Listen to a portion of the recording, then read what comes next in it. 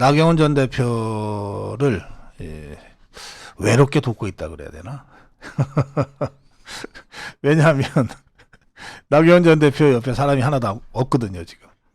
예, 박정희 전 의원 모시고 최근 뭐 일제히 공격을 하고 있습니다. 나경원 전 대표에 대해서. 근데 그 공격 중에 적어도 국민 여러분께서, 자유파 국민 여러분께서 팩트를 정확하게 알고 판단해야 될 대목들이 좀 있어서 그 점을 중심으로 팩트 체크 차원에서 박정희 전 의원 모셨습니다. 어서 오십시오. 예, 안녕하십니까. 네, 오랜만에 뵙습니다. 네. 그 나경원 전 의원은 지금 그 잠행 중이라고 알려졌는데요. 예, 지금 잠행하고 있습니까? 지금 집에서 그냥 자신의 정치 역정을 돌아보고 네. 최근의 사태를 좀 점검하고 네. 또 출마 결심이 서서 이제 발표를 하게 되면 어떤 메시지를 국민에게 드릴 것인가. 네. 그런 여러 가지 부분을 다듬고 있습니다. 출마할 거냐, 출마 안 할 거냐, 뭐 많은 분들이 관심을 갖고 있는데 그 결정이 다음 주면은 내려집니까? 네. 다음 주 연휴 끝나고 네. 어떤 식으로든 결심을 해야 되는 게 2월 4일 날 후보 등록이거든요. 2월 4일. 네. 그러니까 그 전에 그런 준비를 마쳐야 되고 실무적으로는 지금 뭐 메시지라든가 네. 뭐 홍보라든가 뭐 SNS 이런 시스템을 이제 갖추는 회의를 제가 막 하고 왔습니다. 아, 그래요. 네. 그러면 출마 쪽으로 지금 움직이고 있다고 봐도 됩니까? 우리 박정희 의원님 말씀에 따르면 그렇게 느껴지는데요. 네, 여태까지 뭐 본인이 출마 의지를 접은 적이 없는데 네. 최근에 대통령 측근들의 그 공격이라든가 네. 또 초선 의원들 연판장 돌린 부분 네. 또 대통령실에서 이제 강한 비서실장 입장문 네. 나온 그런 것들이 본인으로서는 굉장히 당혹스럽죠. 너무 수위가 높았기 때문에 그래서 그런 부분에 대한 그 고민들도 좀 있었던 것도 사실이고. 네. 하지만 고령화 사회, 고령화 저출산 고령화 이 위원회 사의 표명하고 그 이후에서 그 결심이 흔들린 적이 없습니다. 네. 네. 출마 결심이 흔들린 적이 네. 없다. 제가 보기엔 그렇습니다. 네. 알겠습니다. 지금 뭐 많은 정치인들이 지금 나경원 대표를 공격하고 있습니다. 그 중에 이제 저희가 팩트 체크를 본인한테 직접 하고 싶지만 지금 나경원 전 대표가 거의 이 방송 인터뷰를 지금 하지 않고 있기 때문에 네. 가장 가까이서 지금 함께 움직이고 있는 박정희 전 의원을 모셨어요. 자, 우선 건물 매입 관련 이게 부동산 투기 이 얘기가 먼저 나왔어요. 뭐 10년 전에 산 뭐 이런 식으로 정말 근거 없는 얘기들이 나오다가 어쨌든 이 부동산 거래가 있었는데 뭐 한 5억을 1년 만에 벌었다더라 이런 식의 얘기요. 사실관계가 어떤 겁니까?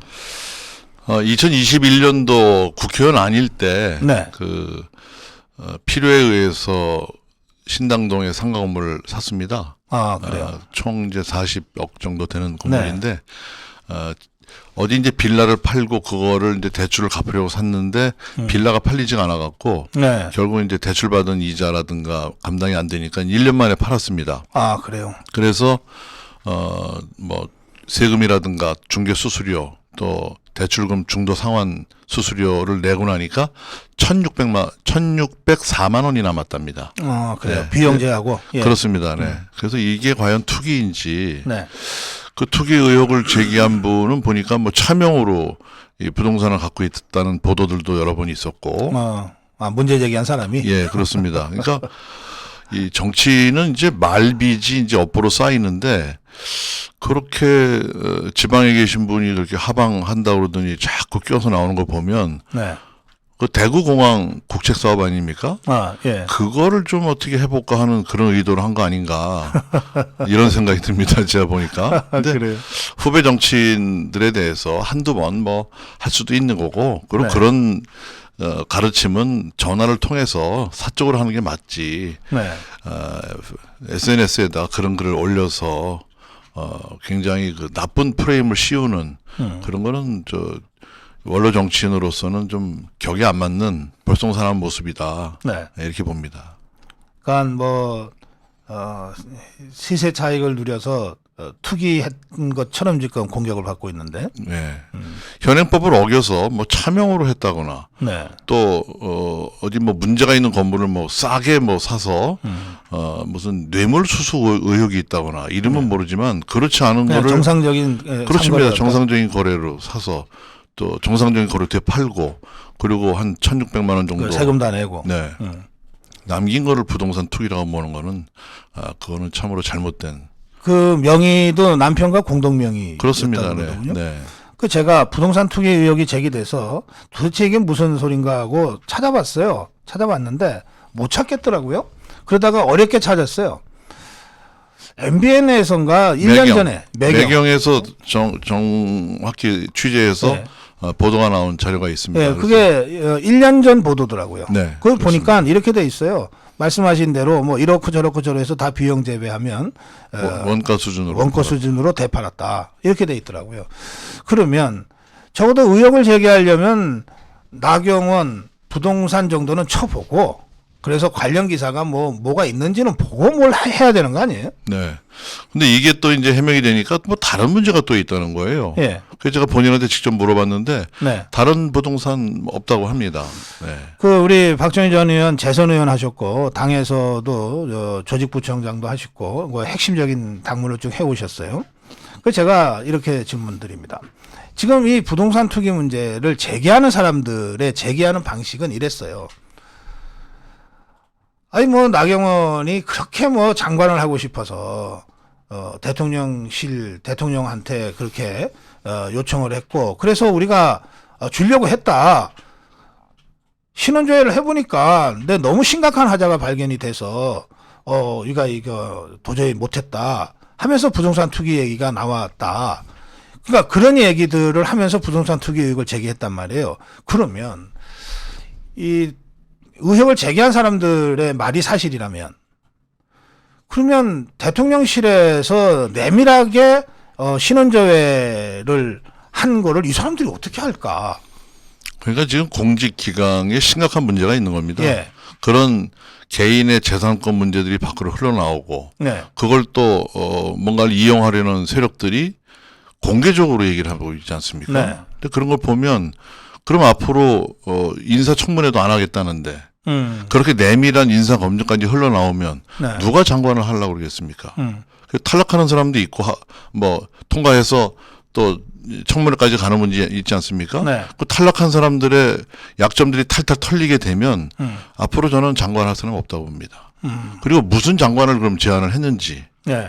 그 언제 제안해서 언제 그러면 접었는지 그걸 다 밝혀야 될 거 아닙니까? 네. 그런데 이렇게 지엽적인 문제, 말도 안 되는 문제들을 하면서 네. 마치 무슨 큰 문제가 있는 것처럼 결국은 나경원 전 대표의 그 당대표 출마를 막으려는 그런 어떤 그 음험한 냄새가 나지 않습니까? 네.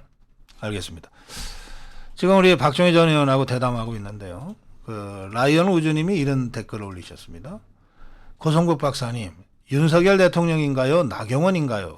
저한테 질문하셨는데 저는 왜 이 질문이 지금 저한테 오는지 모르겠습니다. 아마 제가 해석키로 윤석열 대통령이냐 나경원이냐 택일해라. 이건 둘 중에 두 사람이 함께 가기는 어렵다. 이런 생각이신 것 같은데 실제 그렇습니까? 실제로 그런 압박들이 많이 있습니다. 네. 윤석열 대통령은 현재 권력이고 네. 나경원은 미래 정치인 아닙니까? 네. 그런데 이걸 혼동을 하고 있어요. 그러니까 대통령이 입안의 혀처럼 하는 사람을 당대표로 만들어야 된다. 이런 논리는 뭐냐면 결국은 당대표가 선거를 치르는 게 아니라 대통령이 선거를 치른다라는 생각을 하고 있는데 저는 이거 굉장히 큰 함정이고 모순이라고 생각합니다. 예. 대통령은 국정을 열심히 해서 지지율 올리고 이런 걸로 선거운동을 하는 거지 예. 당내 문제에 개입해서 하는 건 결과적으로 아니거든요. 선거에 도움을 줄 수는 있죠. 그렇습니다. 예, 네. 국정 운영을 잘해서. 그렇습니다. 예. 그런데 아까 고 박사님 말씀하신 대로 여의도 정치라는 것은 굉장히 복잡하고 민의를 중시 여기는 그런 집단들 아닙니까? 네.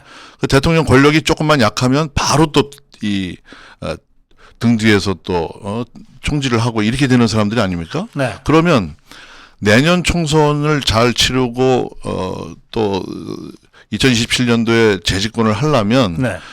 다음 총선을 잘 치르려면 어떤 사람이 총선을 잘 치러야 되는가를 민의를 봐야 되는 거예요. 근데 네. 나경원 전 대표가 지지율 1위를 달리고 있다가 네. 이제 이런 여러 가지로 해서 2위를 주저앉지 않습니까? 네. 그럼 2위가 됐는데 문제는 결선 투표에 변수가 많아요. 네.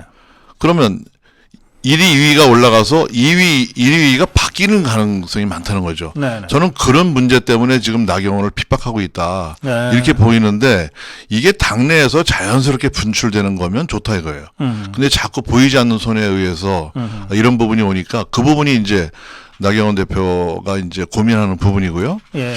대통령의 뜻을 존중하고 윤석열 정권의 성공을 바라고 윤석열 후보 시절에 몸을 던져서 일했던 나경원을 네. 어떻게 반윤으로 몰아서 또 갈라치기를 하느냐. 이런 뺄셈의 정치가 내년까지 이어진다면 네. 이거는 뭐 총선 하나만 합니다. 지금 또 이런 글이 올라와 있습니다. 고 박사님, 지금 좌파들이 나경원을 지지하고 있어요. 그렇습니까? 나경원은 보수의 전사죠. 예. 지난번 2018년도부터 있었던 여러 일련의 일들, 또 원내대표 할 때 네. 그 선거법 개정이라든가, 예, 패스트트랙, 네, 패스트트랙, 저지 투쟁. 네, 또 국회 선진화법 관한 부분, 이런 부분에서 광화문에서 얼마나 국민들에게 호소하고 그 각인이 딱 돼 있습니까? 그리고 나경원은 한 번도 탈당을 한 적이 없어요. 이 당을 네. 굳굳이 지켜온 사람입니다. 지금 나경원 욕하는 분들 중에 보면 대부분이 바른당 갔다가 오신 분들이 있어요. 그분들은 제가 지금도 보면 뭐 유승민 대통령으로 만들어야 된다고 엄청 얘기하시던 분들이에요. 그분들의 입장은 그러면 뭔지 지금 해명을 해야 되는 겁니다. 네. 그 나경원을 적어도 김영호 전 국회의장이 말씀하셨듯이 국민의힘의 보수의 가장 큰 자산이다.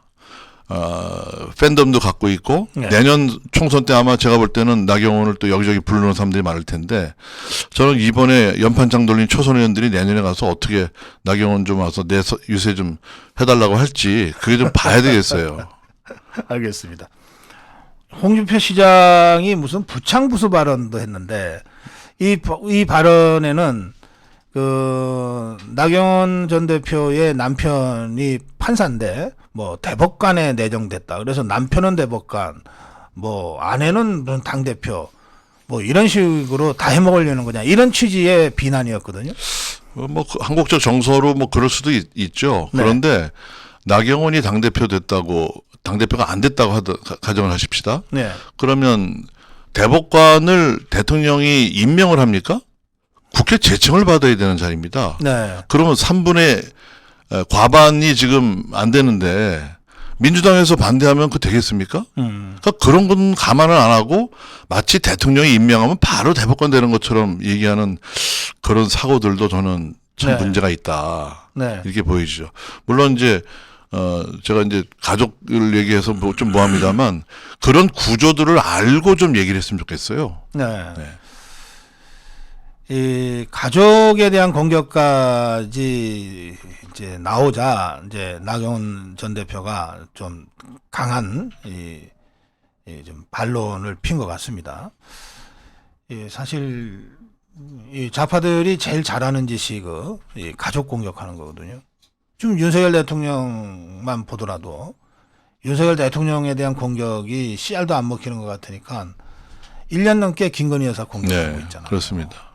그 좌파들의 수법을 많이 보면서 당장 나경원 대표의 남편 얘기까지 끌어들여서 이렇게 하는 것이 과연 이게 참 금도가 무너졌다는 생각이 맞습니다. 이게 보면 실력으로 지금 이 자리까지 온 아주 모범적인 복권 아닙니까? 네. 또 나경원 전 대표는 선거로다가 지금 수도권 4선 중진 의원이고 네. 이런 사람들을 어떻게 똑같은 잣대로 네. 무슨 백이나 연줄로 이 자리에 오는 사람들이 아니고 또 앞으로도 그런 여러 가지 과정들이 있는 것을 부창부수라고 하고 말도 안 되는 논리로 이 공격을 하는 거는 저는 이 홍준표답지 않다. 근데 홍준표가 왜 갑자기 나경원을 저격하고 났습니까? 제가 아까 그랬잖아요. 대구공항 때문에 그런 거 아니냐. 뭐 개인적으로 호불호는 좀 있어요. 예. 나경원 전 대표를 싫어하는 사람들도 많고 뭐 예. 좋아하는 사람들도 많고 그런데 홍준표 대표가 홍준표 시장이 그 당대표 할 때 박 시장 민주당 박원순 시장 선거 때 보궐선거에 아무도 안 나서려고 할 때 서울시장 선거 출마를 했거든요. 예. 그래서 당의 요청으로. 네, 당의 요청으로. 예. 그래서 굉장히 고마워할 줄 알았는데 요즘 하는 거 보니까 그때 고마움은 사라지고 대구시를 위한 뭐 커다란 국책 사업을 하고 싶어서 그런지 네. 연일 저격하는 거 보면 참 딱하고요.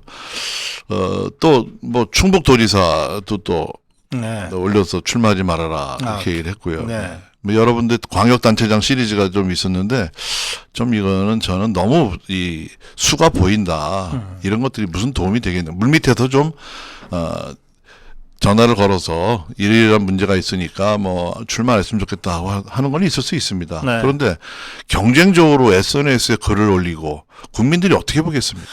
그 광역단체장들이 지금 전대에 사실은 그 굉장히 수위 높게 개입하는 것 아닙니까?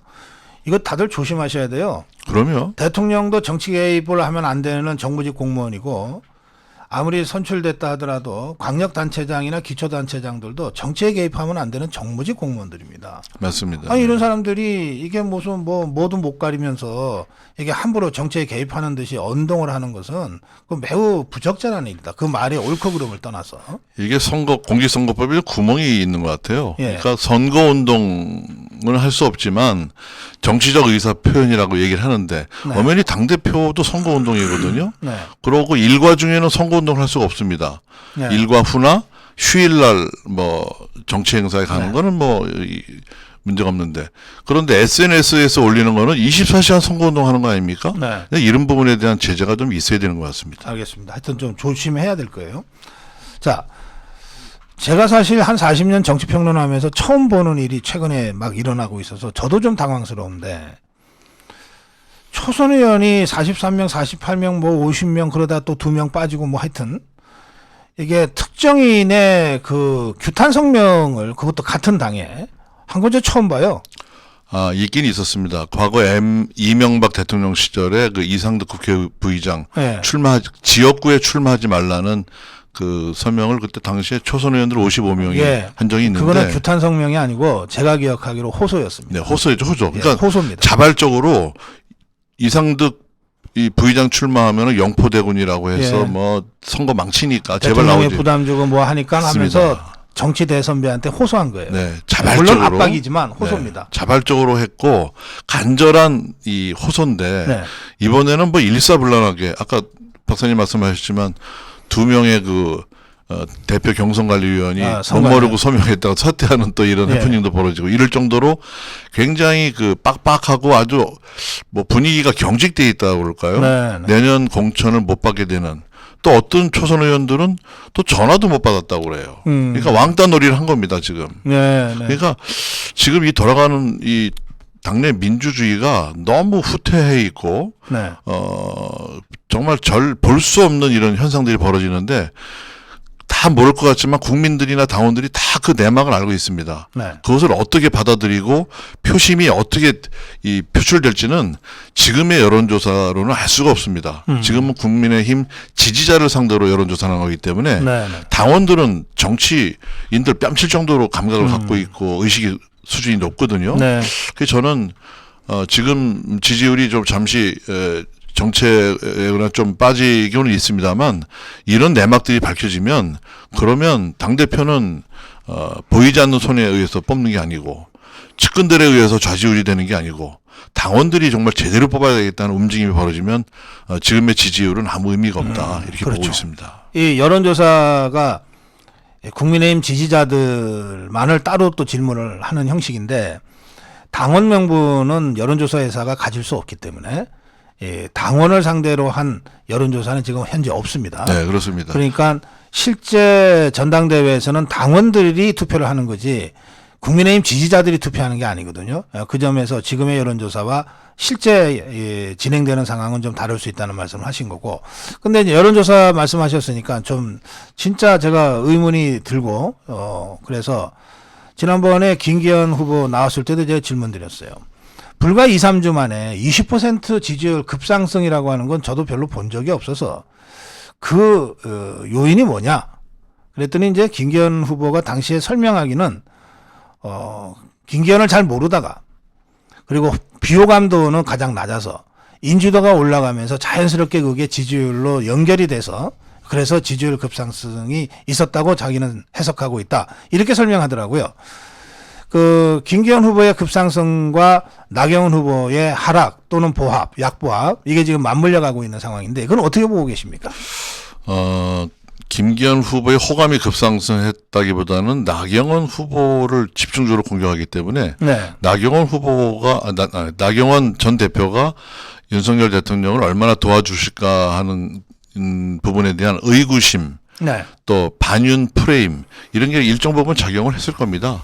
그리고 이 낮은 인지도가 뭐 이렇게 며칠 사이 하루아침에 올라가는 건 아니거든요. 네. 그리고 이제 지금 보면 국회의원들 당협위원장들이 자기 페이스북에 나 전 대표를 이제 공격하는 SNS도 올리고 네. 뭐 나 홀로 집에 같은 나 홀로 집에 뭐 이런 것도 올리고 또 누구를 지지한다는 SNS 글을 초선 의원들이 많이 올려놨더라고요. 그래요. 네, 근데 그런 부분들이 당원들이 보고 좀 국민들이 보고 판단하는 부분도 있을 것이고, 네.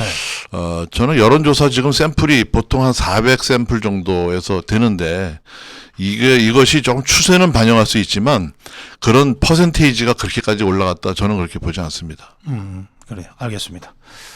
예, 몇 가지 팩트 체크, 지금 나경원 전 대표에 대한 그 여러 가지 공격 또는 의혹 제기가 있어서 특히 부동산 투기 관련 그리고 그 남편 대법관과 관련된 이른바 부창부수 발언 그리고 초선 의원들의 그 집단 행동 이 부분에 대한 그 팩트 체크 차원에서 우리 박종희 전 의원과 말씀 나눴습니다. 이제 시간이 다 돼서 마무리해야 되겠는데요. 그 아까 우리 박종희 전 의원은 나경원 대표가 출마 의지가 있고 한 번도 출마 의지를 꺾은 적이 없다. 그리고 다음 주 중에 입장을 공식적으로 밝힐 것이다. 이렇게 이제 예고를 했습니다. 이번 전대의 의미, 앞으로 우리 당이 또 우리 당원들이 어떻게 해 나가는 것이 필요하겠다. 이 말씀으로 마무리 말씀 듣겠습니다. 내년 총선과 차기 대선에서 정권 재창출이 지상과제죠. 그 안에서 국회의원들이 어느 정도의 능력을 가지고 대통령의 국정을 성공적으로 수행할 것인가.